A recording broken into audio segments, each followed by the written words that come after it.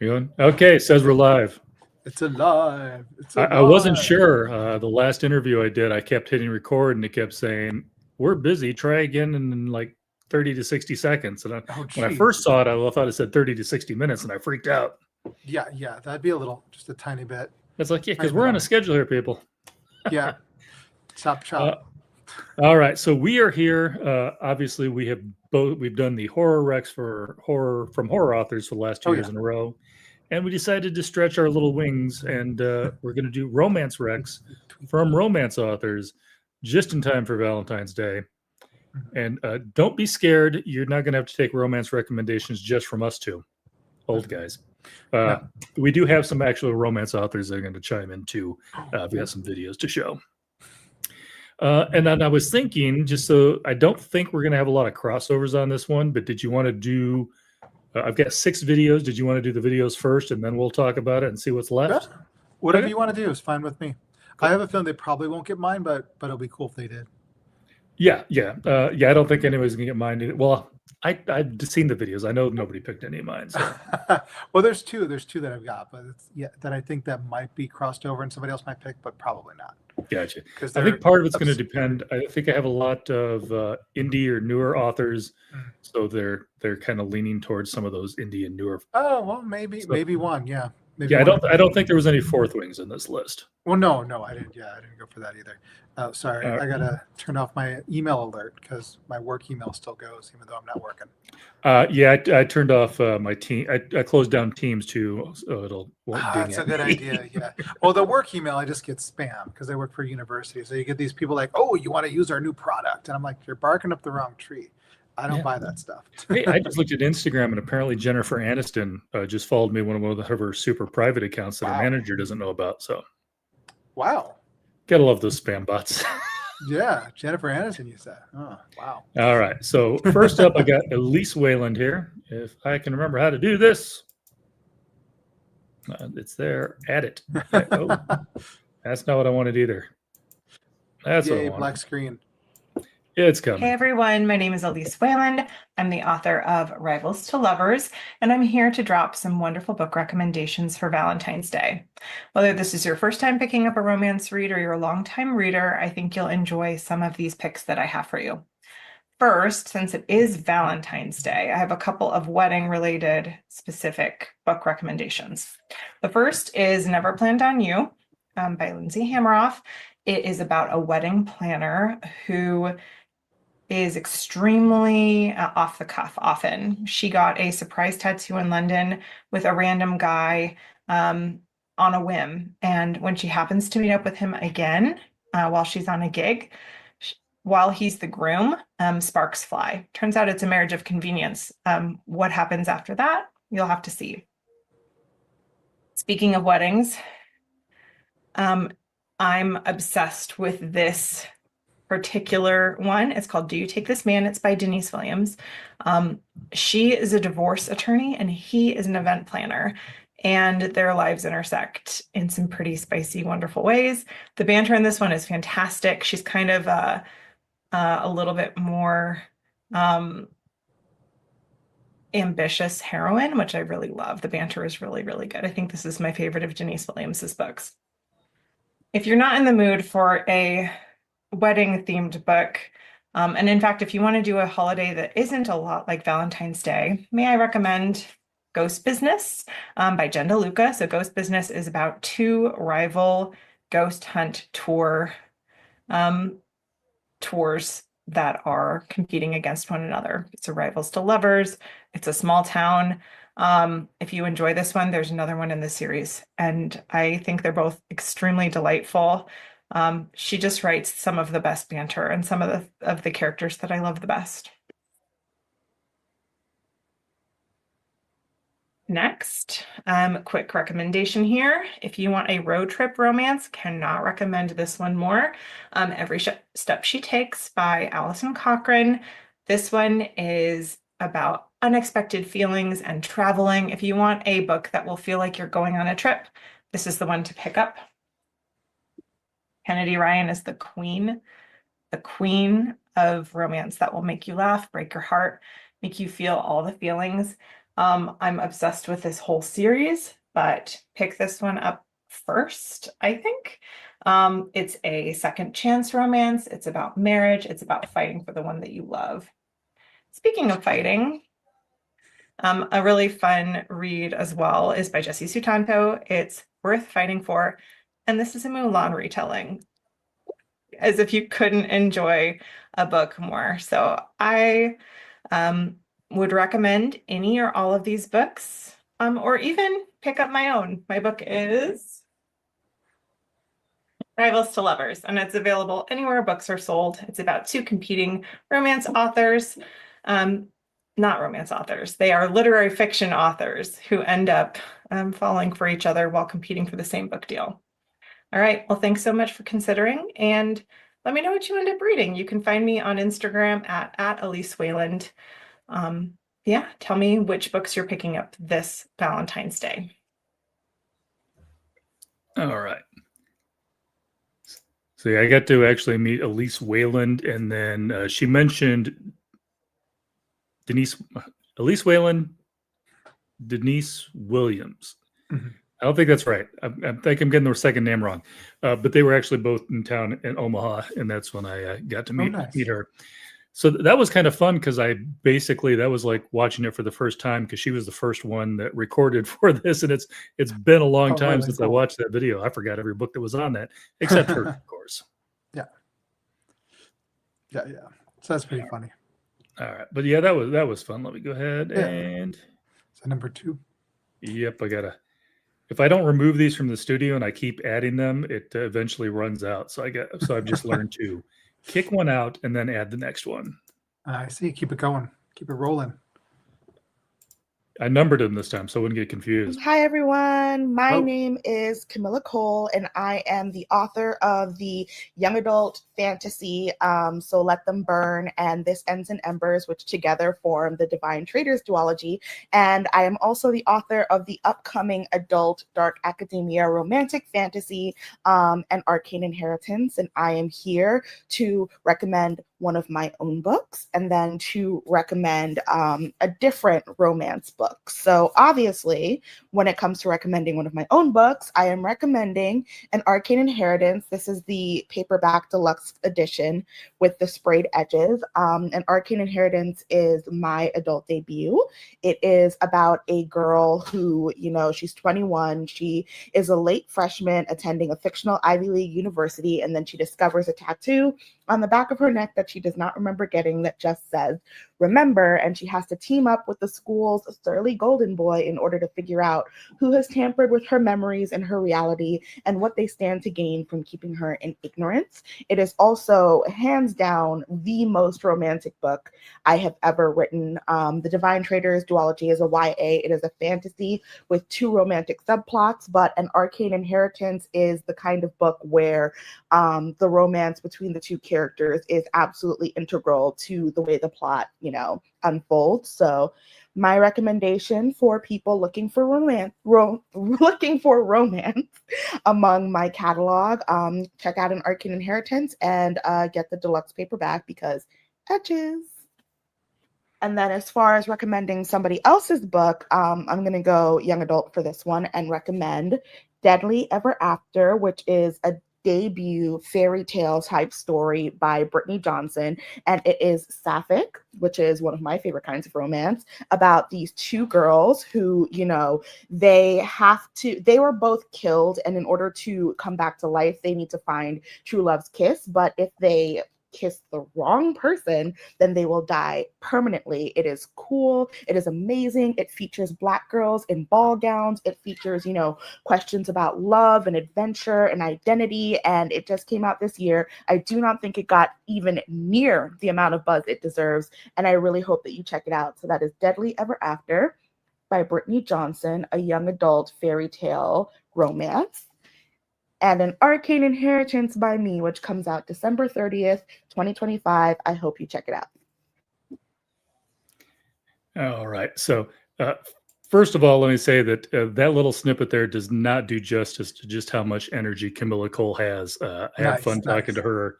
She was a blast. And I want to fix a grave injustice that was done. She was up. She was nominated for the Lodestar Award for Best Young Adult Book at this year's Hugos. Mhm. And, it's fine that she didn't win, but they forgot to even name her in the nominees. Oh, So wow. I want everybody to know Ugh. Kamilah Cole's So Let Them Burn was up for the Lodestar Award for Best Young Adult Book at the Hugos. And if you watch the Hugos, you just never heard it. So I just want to give her a shout They've been out. really botching the Hugos lately, haven't Yeah, they? this was not a good year for the Hugos. No. Or last year. True. Yeah, that's But been this one was more. This was more like not this year. I think wasn't necessarily things that they did Mhm. intentionally bad as to where some of the previous ones. I think we've had some. Oh, yeah, that one in China. Yeah, this year they felt like they weren't prepared. Yeah. Yeah, like I heard from somebody that they had the thing for like the handicap thing, Yeah. but the ramp was so long that like the music stopped before the person could actually get to the stage. Okay, that's not funny, but funny at the same time. Yeah. As a disabled person, I can laugh.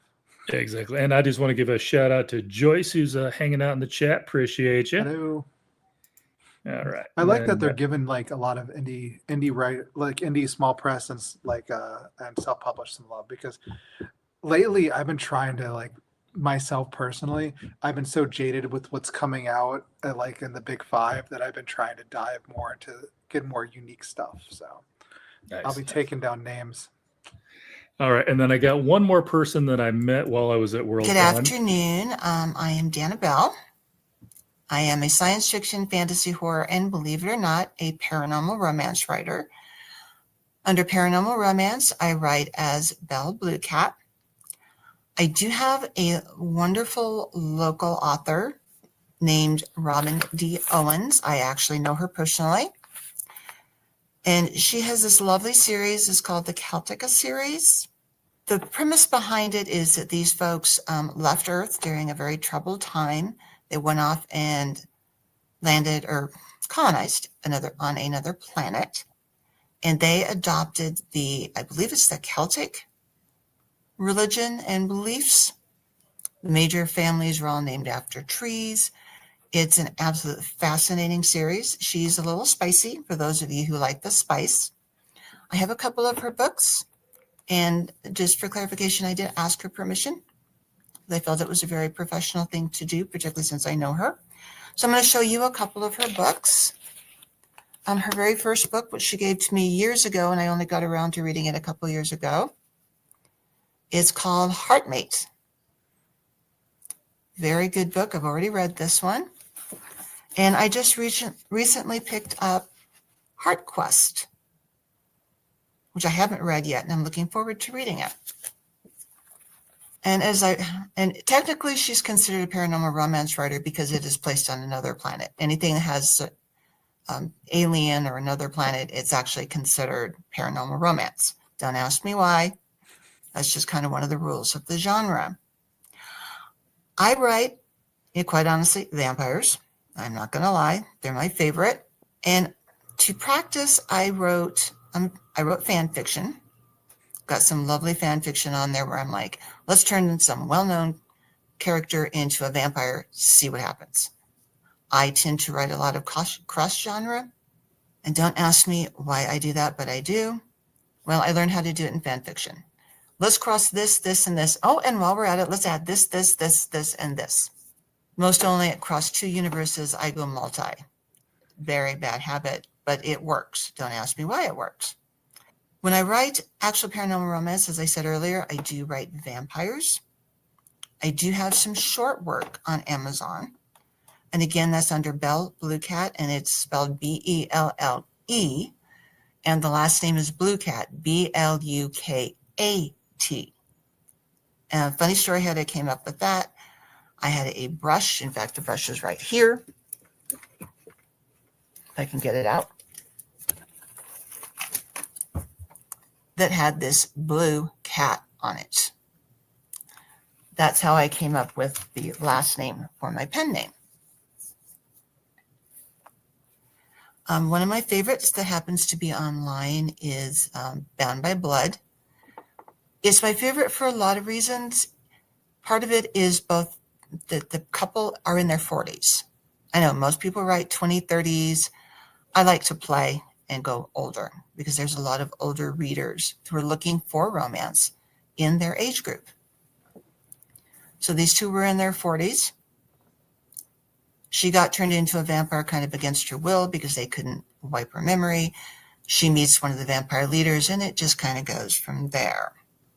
There's a few others. I don't actually have their titles, but if you put in Blue Bell, Blue Cat, you should be able to find it. Oh, and I do have 2 Amazon author pages. One is under my pen name. The other is under my real name. Now, the one I'm going to talk about a little bit today, because this one's really kind of fun, is my first novel called Blood Bride. The idea came to me because I was going to write a fan fiction, and I was playing with it. I was writing it in my head, and I suddenly went, you know what? This is a really good story. I'm not going to waste it in fan fiction. So I went ahead and created original characters, sort of using a couple of the characters I was going to use in fan fiction as a basis for it. And I came up with my characters. Her name is Sarah Landon. She is a paranormal romance writer. She goes to a science fiction convention and she is introduced kind of forcibly to Dr. Bertram Howell, who is the science guest of honor. And she finds out later he is a vampire. And they go through a lot of adventure together, and they end up falling in love. It takes a while for them to fall in love, but it has some of the tropes in it, like a forced marriage. But it's really interesting because I actually have multiple bad guys. I don't tend to have like just one bad guy that they're running from. One is an Italian mafia boss who is also a very nasty vampire. And one of them is her ex-husband. I'm not going to go into the whole story about how he got created.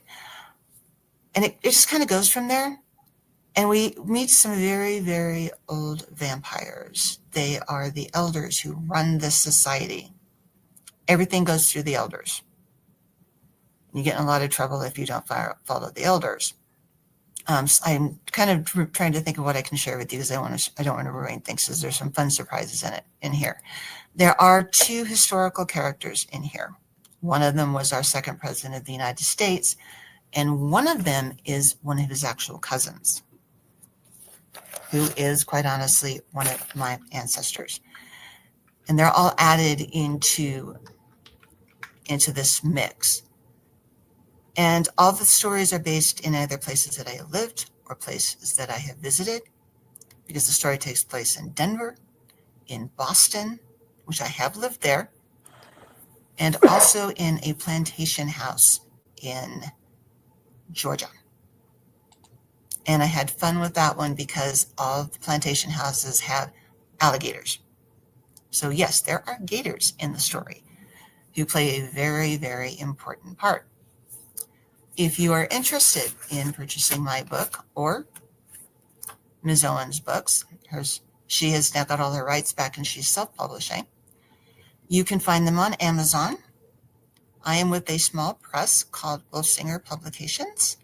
I will be honest with you, I also edit for them. I do anthologies now and again. I just finished an anthology called Search for the Any Key, and it has some very creative and some very interesting ideas as to what people are searching for. Are they searching for a key? Are they searching for treasure? Or are they searching for something else? And I had a lot of fun writing or editing it. I didn't actually write it, but I had a lot of fun editing it. A lot of very talented authors in that one. So again, that it's Wolfsinger Publications. I can't remember what the email or the address is, but everything is available on Amazon. I can be searched for both under Bell Blue Cat, and if you're interested in science fiction, fantasy, or horror, I can also be found under my name, Dana Bell. Thank you so much for letting me talk with you this afternoon, and everybody have a wonderful day. All right. All right. Hey, Twin. Howdy. Somebody actually joined us over on Twitch. Whoa. You're on Twitch too? On my live streams, I do both. All my pre-recordeds are just on YouTube. I'm still an old guy. I don't Twitch. Yeah. Yeah. I mean, I started out on Twitch, so I just kind of, some people still know me over there. Yeah. Well, everyone I know does the Twitch thing, so I'm the odd man out. One of these days I'll get into it. No, that's fine. Gotta be like the hip kids.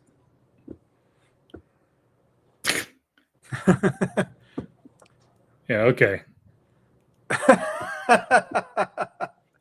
All right. So I got 3 more videos, and then Paul and I are gonna tell you what few romance books we thought of. Oh, come on, I got a few. You got more than I do. I don't read quite as much. I read a lot. Period. Hello, I'm Freya Marske, and I'm here with some book recommendations for Valentine's Day. First up, if for whatever reason you are very into gay sports romance right now, my recommendation is After the Siren by Darcy Green.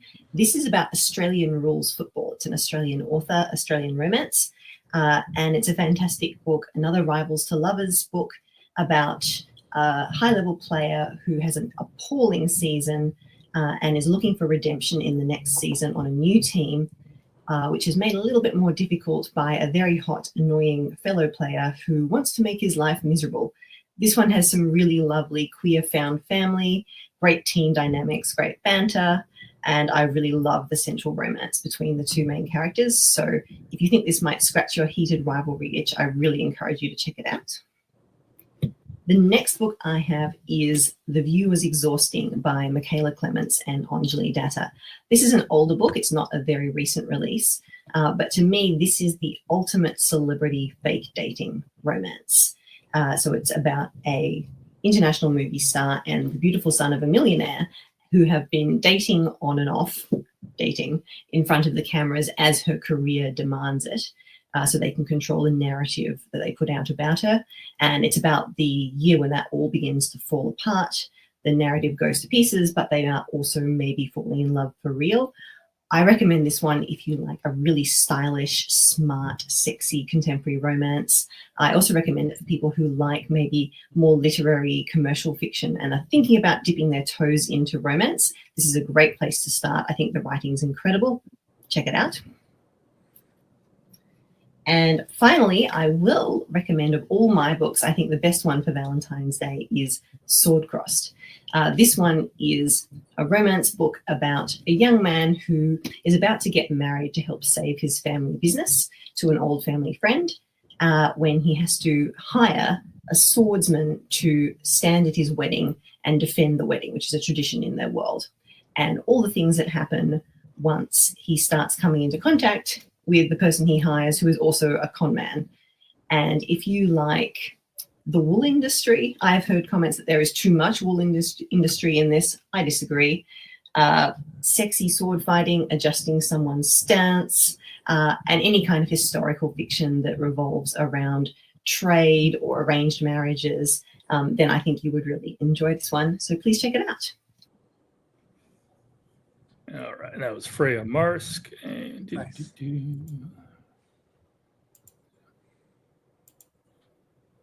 All right, 2 more to go. Now, this one, she's not a romance author. I just had her on a little while ago, though, and when I asked her what she was reading, she had suggested a romance book, so I went ahead and ran with it. Sounds good. To shout out the book Weaving Shaw. It's by one of my close friends, and she's debuting next month. Her book comes out in February, and it's this gothic, very, very slow burn romanticity that's like super atmospheric and also comments on real world issues like social inequality. But she like hides that very cleverly behind a beautiful gothic atmosphere and a romance that I'm still in the middle of this book, so I can't wait to get to the actual like exciting romancy parts. I have heard it's a very, very slow burn, which is my favorite. So definitely, if that sounds interesting to you, her book comes out next month.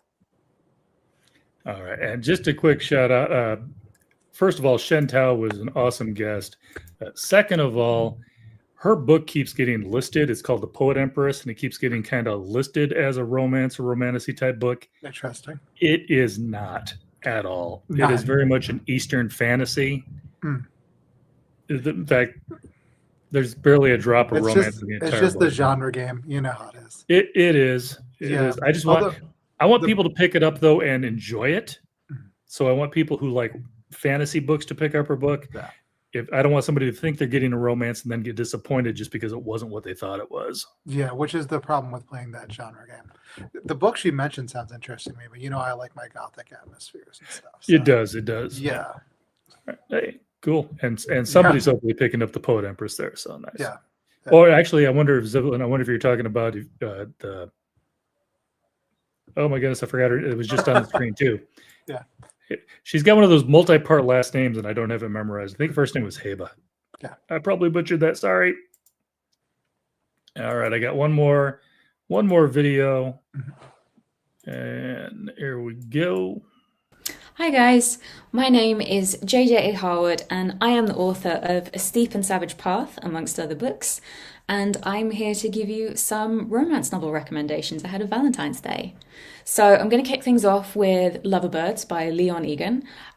This is a queer YA retelling of Pride and Prejudice, which is set in modern day Liverpool. It's really fun. The Bennett sisters in this aren't actually sisters, they're all just best mates going to the same school. They have shenanigans, they fall in love. It's great. It's a really fun read. You should pick up a copy. You should also pick up a copy of One Last Stop by Casey McQuiston. This tells a story of a young woman who falls in love with another young woman who seems to be stuck on one particular subway train in New York City. And I don't want to say any more because it's really fun, and I think you should read it and find out for yourself. So you should do that. I'd also like to recommend The Kiss Quotient by Helen Hoang. This is an adult romance novel. It tells a story of a woman with Asperger's who, because she finds dating and relationships quite confusing, decides that the best way to make sense of these things would be for her to hire a male escort who will be able to sort of teach her about how all of these things are supposed to work. It's kind of like a gender-swapped Pretty Woman. It's such a vibe. It's a really fun read, so I can really recommend that one. I'd also like to recommend the Amberlow series by Laura Elena Donnelly. These aren't, strictly speaking, romance novels. They're more of like a low fantasy, which is kind of about the rise of fascism in these fictional countries. But it is also like underscored with this incredible love story between these two characters who are sort of like, while they're navigating all of these political changes and difficult situations, they are sort of being pulled apart and finding their way back to each other again and again. It's just gorgeous. I really recommend that. I'd also like to recommend Experienced by Kate Young. This is a novel about a woman in her first lesbian relationship. She's head over heels for this other woman, who promptly dumps her and tells her to go out there and like date some other women and then come back when she has more experience. And shenanigans ensue. It's really good. I love this book. It's so fun, and you should definitely read it. I'd also like to recommend Deathless by Catherine M. Valente. Again, this isn't a traditional romance novel. It's a sort of fantasy retelling of the legend of Koschei the Deathless, which is set in revolutionary Russia. But it tells the story of the love between Koschei and the human Maria Morevna, which honestly is a pretty toxic love story. They put each other through the ringer. But it is just so good, and it's so well written. It's gorgeously done, and it's kind of nice every now and again to read a romance novel where they're both just kind of terrible. It like switches things up a bit. It's but yeah, I really enjoyed this book. It's one of my favorites. Cannot recommend it enough. On that note, I would also like to recommend the Little Thieves trilogy by Margaret Owen. Again, this isn't really a traditional series of romance novels. It's a YA fantasy retelling of The Goose Girl. But what I really like about the love story in this, aside from the fact that it's just really, really sweet, the main character and her love interest are both demisexual, which is not really a category of people that you see represented much in romance novels because it is sexual identity on the asexual spectrum. So it's done really, really well. It's really great. And it's also really funny, which I appreciate in my romance novels. I'd also like to give a quick shout out to the romances done by T. Kingfisher in all of her books. They're not always traditional romance novels either. A lot of them are horror, fantasy, that kind of stuff. But she has a real knack for writing very believable and grounded romances, sometimes between older characters as well, which is quite nice to see because a lot of the romance genre tends to get dominated by either young adult characters or characters who were sort of 20s, 30s max. So if you wanted to see a love story between characters who are a little bit older, a little bit more jaded, then I would urge you to pick up a T. Kingfisher book. Aside from the fact that they're also just really good, fantasy horror novels too. So those are my romance novel recommendations. I hope I've given you some interesting reading material, and happy Valentine's. All right, so that is everybody I had. A couple of little stinkers didn't even suggest one of their own books, but hey, I can't make them do it. And yes, Zivlin was talking about Weaving Shaw when we were so. I was actually going to mention T. Kingfisher's Sword Heart with my. Oh, okay. I'm glad she brought that up. Yeah, it's a good book. Nice. Her most recent one, I think, too. Yeah. All right. Yes, there will be after, but some of these I meant to put the ones together already that I'd already seen, and I just lost track of time and didn't get it done. And then, of course, anything Paul and I mentioned, I will get links to all of these, but it probably is going to be sometime tomorrow morning before everything's up. So, just because I'm going to have to rewatch some of those to remember what everybody said, especially because some of them talked a little fast. Some of them not as fast, but some of them did talk pretty fast. And not quite, Mark. Hello, Mark. That was the part where the romance authors actually got to talk about what they suggested. Now, Paul and I are going to come up with what a couple of old guys who read a lot of fantasy and horror think you should read for Valentine's Day. And actually, I think you've got twice as much as me. So I thought, you do your do three of yours, then I'll do mine, and then I'll let you pull it in the drive. Actually, it's a little more than 6. I kind of cheated. So anyway, well, first one, sadly, you're probably not going to be able to have links for these. So I'm going old school with Tanith Lee because I've been on a Tanith Lee kick, and I actually got a bunch of her books from a library bookstore or a library book sale. Sorry, my bad. So the one I'm reading right now currently is the Lion Wolf trilogy, which is great. Fantastic. So I think this would appeal a lot to fans of dark romantasy, that kind of thing. Really good stuff. It's less romance. There's a lot of sex and stuff in it too, but it's not about true loves, that kind of thing. It's more, it gets smutty, but it's also very intense and interesting and dark, and really probably one of the best epic fantasy novels I've ever read, hands down. It's got a kind of like an ice age kind of thing going on with the world setting with mammoths and everything else. The magic system is extremely interesting. It's a great book. The other one is the Flat Earth Chronicles. Fantastic Tanith Lee books. Also, it gets real. There's a lot of sex in that one, tons of it. But again, it's not romance in the traditional romance way, and it's not. I wouldn't call it because there's not friends still over that. The romance isn't the key of the story, even though there's a lot of sex in it. It's more about the world and the setting and the characters and their relationships between each other and their betrayals and things like that. That one, if you like Arabian Nights, that definitely follows that. And technically, if I would say like, oh, those were 3 and 3, so that's 6, but I'm considering it 1 because it's the same author because I'm evil. And I'm also going to mention, let's see here, Netherford Chronicles by Natanya Barron. So if you like, it's like a Regency era romance with witches. Really good. And I've got a bunch more, but I'll let you go now. Okay. I cheated a little bit since I could do that on here since I've got, as my screen. I actually saved the pictures so I could pop them up for everybody. Providing that's in a different, I should have put it all in the same spot. That would have made sense, but no, I didn't. I just downloaded them before we started. So, a couple of these, for instance, this one is, that's not what I clicked on. I literally, go. Just you can't make it go away. I'm just trying to get it. Well, and then it moves stuff on me. There we go. There you go. Oh, that's a nice cover. I'm working on it. Yeah. Fine. We'll do it that way. That'll work. I like that cover. That's good. We're gone. The book's up there.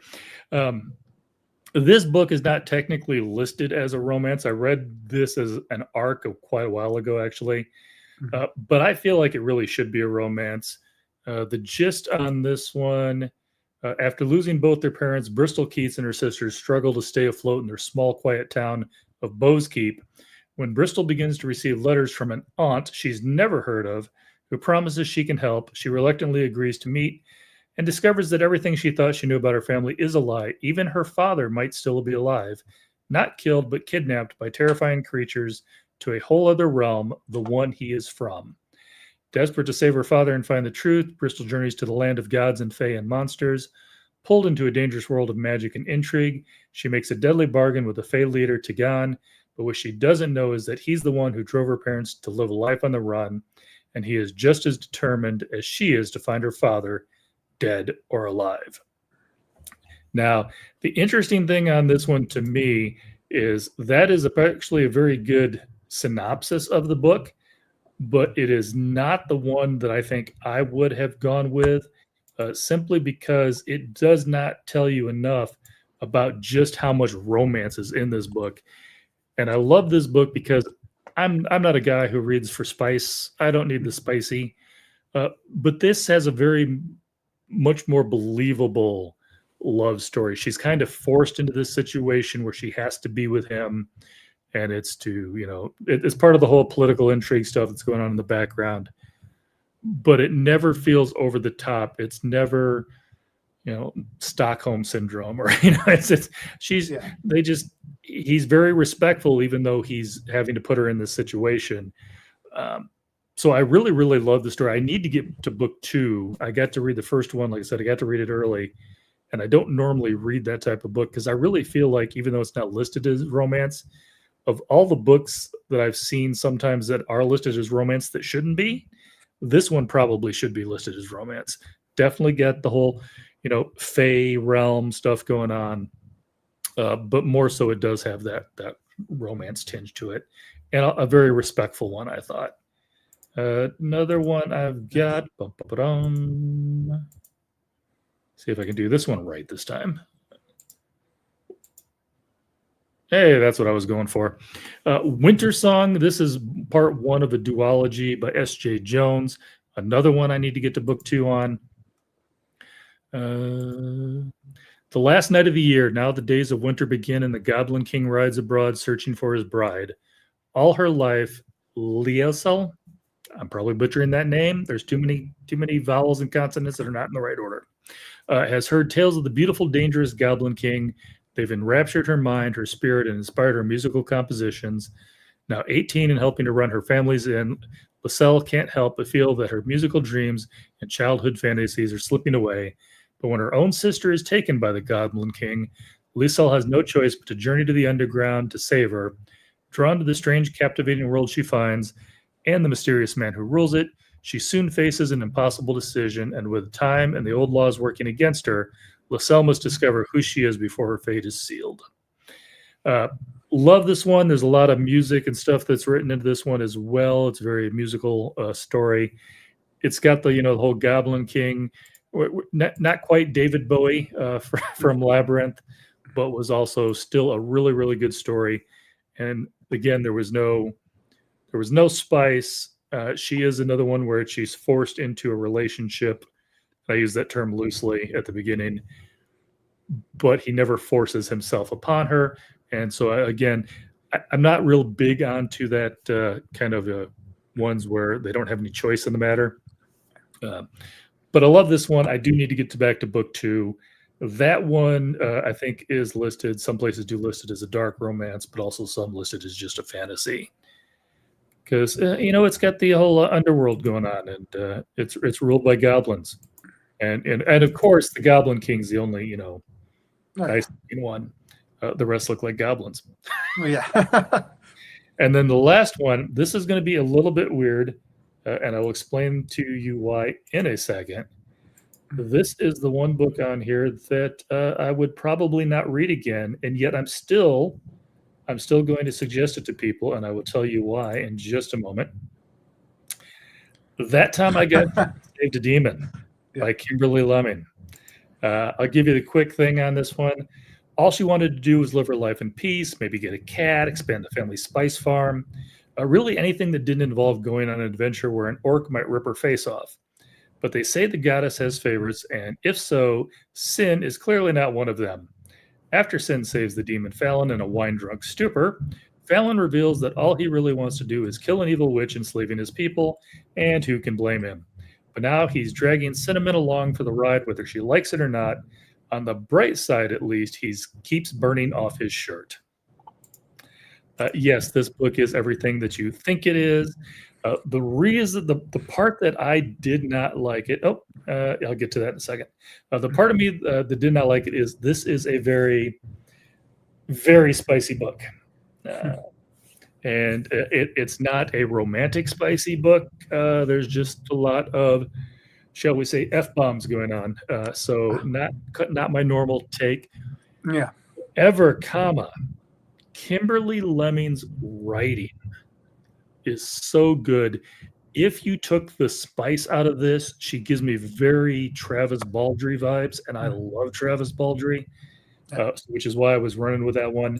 I would love to see her do something that's maybe not quite as spicy, because I think I would really, really enjoy it. If she ever drops a fantasy book that's just fantasy, I'm on top of that first time it comes out. Ziv, really quick here. The Winter Song cover gives me, it's a really, really good book, by the way. I like that one. The one thing that I'll mention, because it was kind of brought up in an earlier thing, a book that is not romance and is a book that maybe not everybody has read of his, and probably if you've read, for instance, the Dresden Files or the Codex Alera, you're not thinking of him as a romance writer. But there is, and it's been too long since I read it, and I just thought of it, so I didn't look it up ahead of time. In the Cinderspire series, especially in book 2, there is, amongst the main characters, there is a couple, and it is a long-term relationship couple that is probably one of the best takes I've seen on a mature love/romance in a long, long time.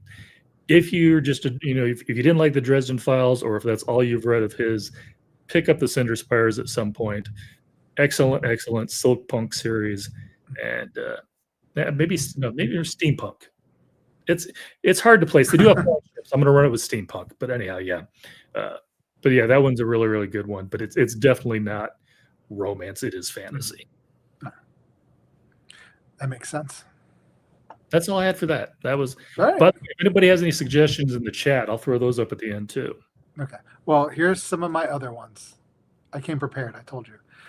So the Queen of Villainy series is another one that I actually really liked a lot. Is Stephanie Burgess. I've been following her as a writer for a long time because she mostly does a lot of fantasy, some young adult fantasy, some adult fantasy. And so these are her kind of romantasy takes, but they do kind of do some gender flipping with tropes and stuff. And it's interesting. It's kind of like Wicked, but romantasy. They're really interesting books. And her husband, Patrick Samphire, I think his name is, he also does fantasy books, but his are more just classic kind of like high fantasy kind of stuff too. So let's see here. Oh, This Is How You Lose the Time War by Emil El Mortar and Max Gladstone. Because we all know about that one thanks to Finn Wolf. What was it? Biggest Dickest Wolfhard on Twitter back in the day. It's actually a really good romance sci-fi novel, I think. Let's see here. Yeah, I mentioned Sword Heart by T. Kingfisher. And I've heard on the Facebooks and stuff that Gemma Files is working on a Tennantly inspired kind of romantic-y sort of thing. So that sounds kind of interesting too. I'm kind of excited about looking forward to that. And I'm going to mention my own thing because for some weird reason, and I'm not exactly sure about it myself, but I've heard from a lot of romance and romantic-y readers that they see that in Glass House with the love between the mom and the house. I personally don't see it, but I've heard a lot of people really like that. So I can see where they're going with that. It is not, it's not the focus though. It's not a connection I would have made on my own, let me say. No. But I will say Glass House was an excellent book. Yes. But I've had some romance and romantic-y readers being like, oh, this is so good. It's such a good romance. I'm like, I didn't see that as being a romance.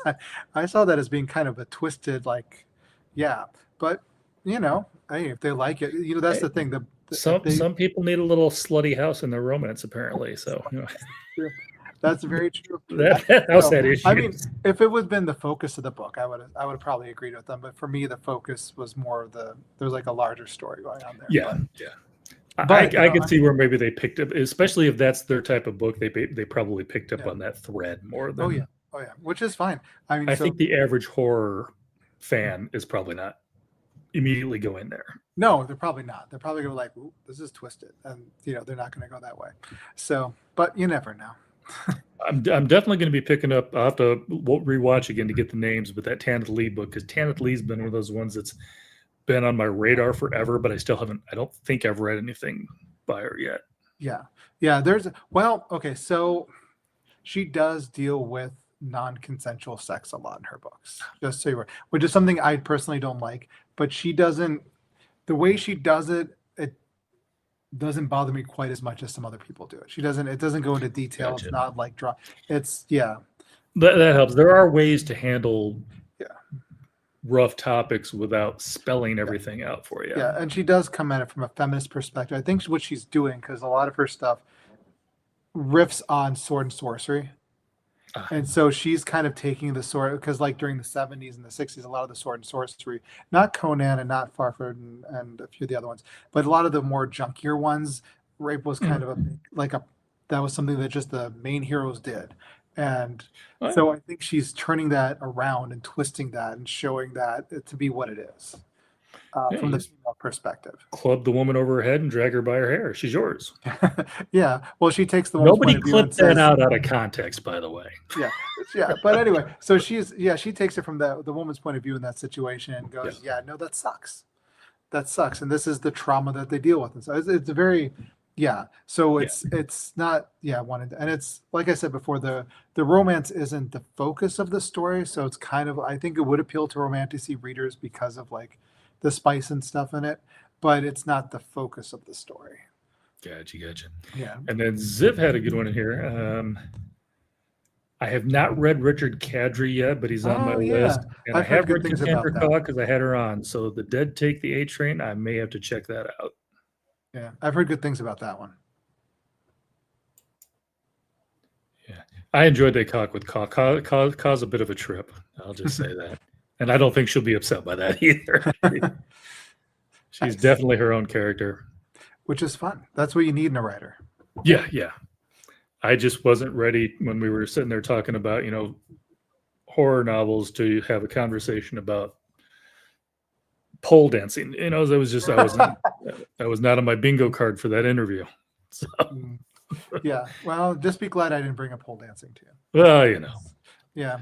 Nobody wants to hear me bring it up either, and I've already failed at that, so I'll shut up now. All right. I don't think anybody else had any big jumping in here with any suggestions. Now, obviously, this is our first one. If anybody remembers a couple years ago, the first Horror Rex video didn't have quite as many suggestions as well. It kind of grew by the second one. But we wanted to start out here, and hopefully this will grow, and we'll see if we come back for it with next year with some more ideas. I'd forgotten one. I mentioned it to you before the show, but I forgot to mention it during the show.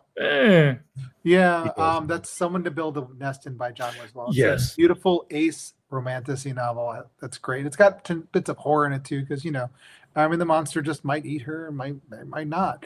But yeah, it's probably one of my favorite reads of 2024. I love that book. So it was, and the funny thing is, you said you forgot to mention it, and I had also said that I had thought about bringing it up because if you haven't read it, that book is probably 1/3 fantasy, 1/3 horror, and 1/3 romance. Yeah, but mixed up in such a way that it just works. Yeah, it works so well. It was so weird. It's very weird, but you gotta love stuff like that. All right. So Ziv's on the Tanith Lee. Oh yeah, it's great stuff. Like I just when I saw her books at the used bookstore, I was like, oh my god, I'm getting all these, and I just it's been wonderful. Yeah, I just find every once in a while I hear a talk about an author, and I'm like, you know what? I've heard about that author for the last 1 to 2 decades, and I'm always saying I'm going to read them, and they just never quite get in the shuffle. Yeah, that's just how it goes. Especially her books are out of print now, so it's like if you don't find them at a used bookstore at a library sale, you're not gonna. I think they do have ebook copies available, if I'm not mistaken, but most of them are out of print. Understandable. And I dropped it in the chat, but I'll just tell it for anybody watching this too, who's rewatching this and you're not watching the chat go by. Sometime between tonight and tomorrow, I will get the names, at least if it's a used book that is brought up and it's not currently available anywhere, I'll still give you that name and the author down below, and that way you can still try to find it at a used bookstore or see if your library has it or something like that. So all right, I don't see anything else up and on. We lasted almost an hour, which was better than I thought it was, because I don't have a lot of romance to rely on, and with all of the interviews, I didn't really get to check out any new stuff either. So I had to go on stuff that I'd already read. But yeah, I've sought some stuff out, because some stuff I knew because I'm friends with some of them. Some other, but you hear stuff in the grapevine, that kind of thing. But I wanted to search out some non-Fourth Wing, really popular stuff, because I'm trying to do that now that I've got a YouTube channel and stuff. I want to try and find more hidden gems and not just be part of the echo chamber. And I do realize that the romance authors there were very heavily female leaning. I did try to find a few of the male romance authors and get them on, but it just didn't work out. I will throw, here's a bonus. It's another one. I hemmed and hawed about this one. I looked it up. Nobody has this listed as romance book, but Margaret Rogerson had a book. I just jumped. Thorn Manor, something. Rogerson. Since I did end up not writing it down. Sorcerer Thrones, Mystery of Thorn Manor. That was the second one. Oh, that's right. So Sorcery of Thrones was the first one. So Sorcery of Thrones by Margaret Rogerson.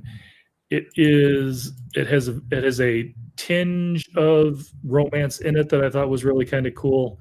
But mostly it's just a fun book. Who doesn't want to read about a library with books that talk to you, and some of them want to kill you? So lovely. But it does have the male and female characters, of course, that they kind of have their own thing, and they've got their undead skeleton that has quite the sense of humor, and he's their butler. It's good. That's always wonderful. Yeah, she needs to be read more, so I'm going to throw that out there anyhow. Nice. Re-released on the Flat Earth series. Nice. Oh, they did. Okay, that's wonderful. Good to know. Wow, because I was so happy when I saw them. That's really good to know. Yeah, definitely everyone read those then. They're really good books. All right. It is February 2nd at 7 p.m. By tomorrow at 7 p.m., I will have all the links in there. So if you're rewatching this and the links aren't down there yet, I will get them there. I just don't know if I'm going to stay up all night tonight to do it. Because I'm going to have to rewatch the whole thing, and probably a couple of those ones that they mentioned real quick, and we didn't show a book for, I'm like, I'm going to have to listen really closely to make sure I get the right Slow name. it down. Yeah. Cool. All right. Well, I appreciate everybody that hopped in. As always, I appreciate Paul for joining me. Of course. He has become the kind of the de facto guest host whenever we're doing one of these live things here. I love doing it. I did have an author, I won't say their name because they ran out of time and they couldn't do it for the romance one, but they told me to hit them up next year if we have this again, but also to hit them up if we decide at some point to do a fantasy one. I'd be down for that too. I love fantasy. Yeah. I was actually had two ideas, the fantasy one or fantasy sci-fi if we wanted to combine them, that we could just do anytime. I mean, we did the horror Rex for Halloween. We did the romance for Valentine's Day. But then I also thought it might be fun to do a YA/middle grade for school getting out. So That's for a summer cool vacation. idea. Yeah. That's a cool idea. Give the kids something to read. Exactly. Oh, yeah. I don't know that one, but I'm going to after this is over. But yeah, it's like, even if the kids, as they say, don't want to listen to you and I give suggestions, I've had a few authors that write some YA that have been on here before, and they might be more willing to listen to some of their favorite authors say it. So yeah, there you go. I author nothing, and Paul mainly writes horror, which is why everybody shows up for the horror one. Mainly, I write horror and fantasy and stuff, but yeah. It's all a little horror tinged. It's a little horror. Okay, that's true. It's yeah. A fantasy gets a little dark. What I'm saying is there's a difference between the average fantasy mermaid and the Paul Jessup mermaid.